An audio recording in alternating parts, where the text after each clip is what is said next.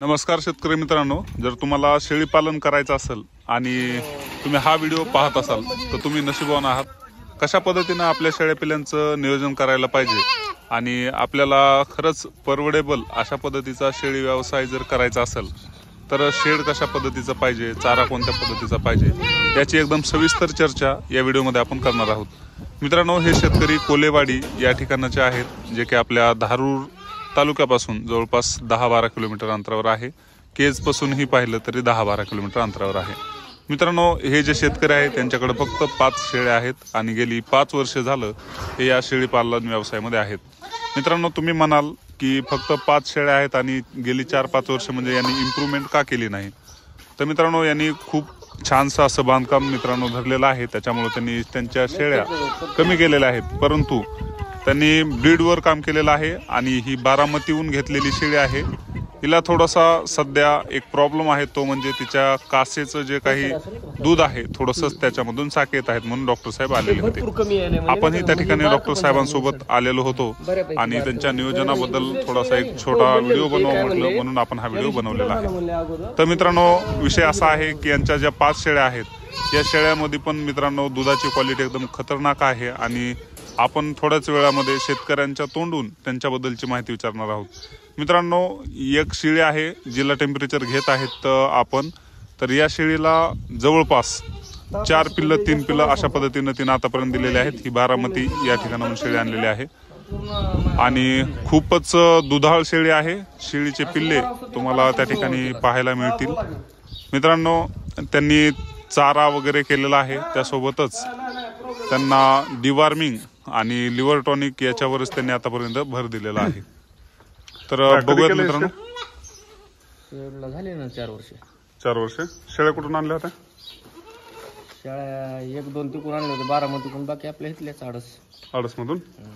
आता ही शेळी जी हातात धरली आहे ही कुठे घेतली होती? आपल्या घरी जन्मली। घरी जन्मली का? खूप छान। हिची पाटी, ही पाट आहे हिची। कालच्या वेळेस तिने 4 पिल्ले दिली। कुणी ह्या पाटी ना? 4 मधली पाट आहे। अच्छा, हे शेळीनं 3 बकरीने एक पाट दिली। कितीला विकले? त्यातले एक कापलं घरी, 2 29,000ला। 29,500 रुपयाला 2 बकरे। Class, perfect. एक छोटी बाईट देतात का आपल्याला ह्याच्यावर?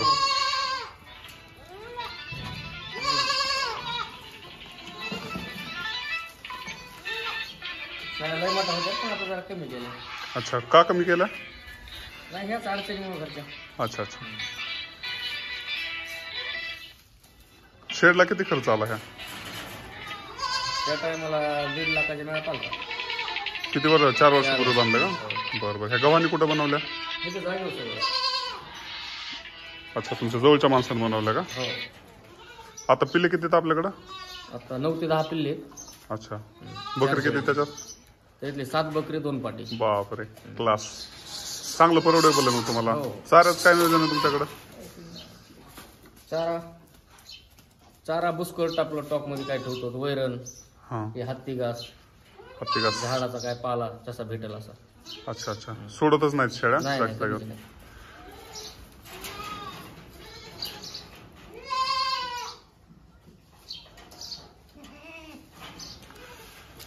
डॉक्टर साहेब, काय झालं हिला? एका सोडातून दूध बऱ्यापैकी कमी निघतं। अच्छा अच्छा।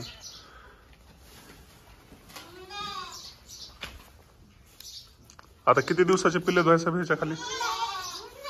सरासरी 1.5-2 महिने झाले। 2 महिन्याचे पिल्ले का? हो, सरासरी 1.5-2. आता सध्या काय म्हणजे पिल्ले काय आहेत आता सध्या ह्याच्या खाली? तिच्या खाली सध्या 2 बकरी 1 पाट आहे। 3 पिल्ले आहेत आता बी 3 आहेत, कालच्या वेळेस 4 होते। अरे बापरे, कडक। काय नाव आपलं? Anna Dange, Kolewadi. Okay, thank you.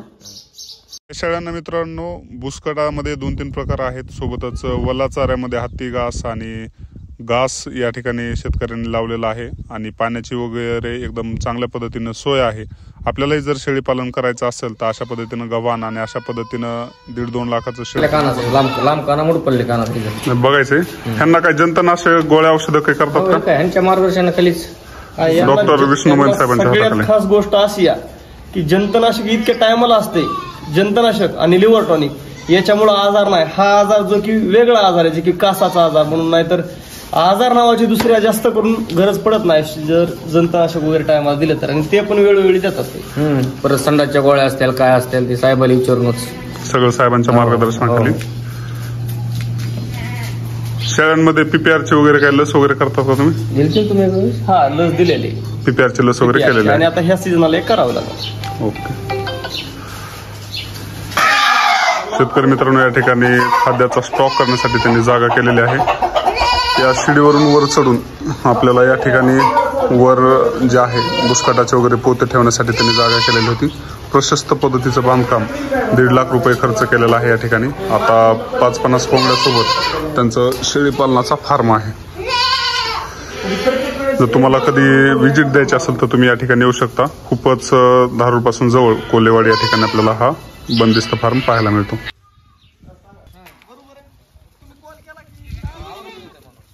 Video शेवटपर्यंत पाहिल्याबद्दल मनापासून धन्यवाद.